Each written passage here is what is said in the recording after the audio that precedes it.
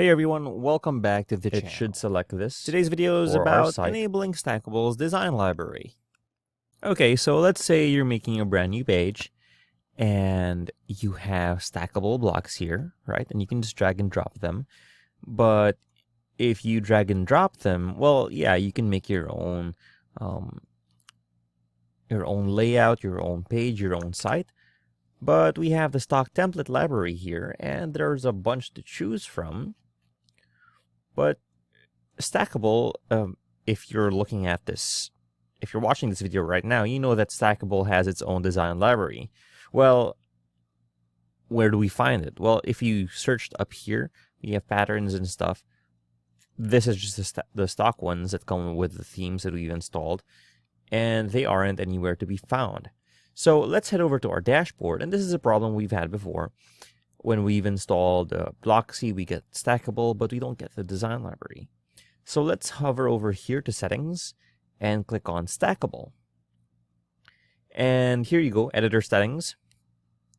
And you can see the design library is disabled.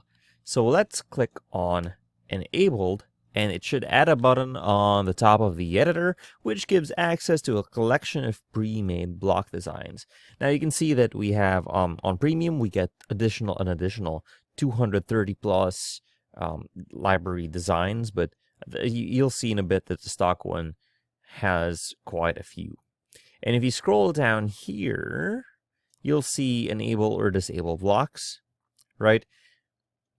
If there's too much here on our stackable design grid here, if let's say we had a simple one like a button, but we didn't want to use a stackable one, if we wanted to use just the original one that comes with WordPress, right? Or headings, paragraphs, quotes, and you'll see that we have headings, paragraphs, and quotes here. We can disable them from here, as well as our special blocks, which is everything else that comes with it.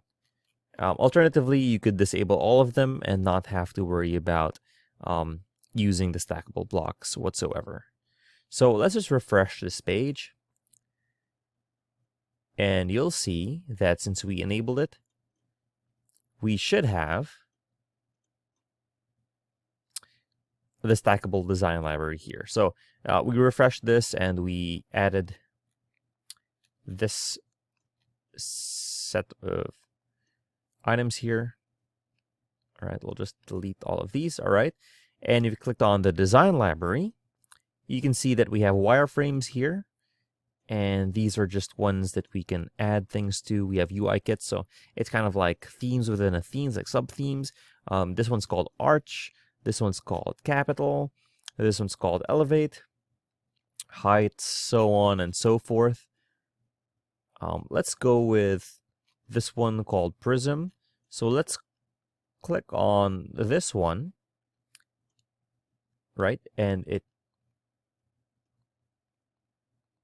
should select this for our site.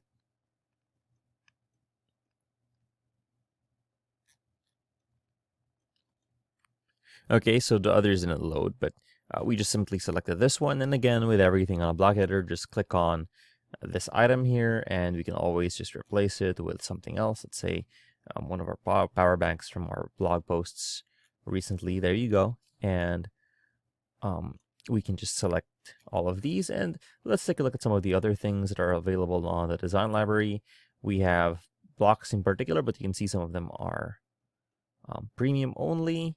We have a blog post, FAQs, calls to action, and prices.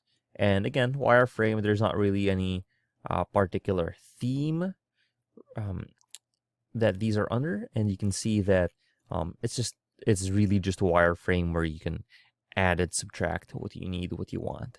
So there's how you enable the stackable design library, and there's a stackable design library on your block editor. If you found this video helpful, please leave a like, comment, and subscribe to our channel, as it really helps us out with the YouTube algorithm. Show this kind of video to other nerds like us. Thanks for watching, and we'll see you on the next one.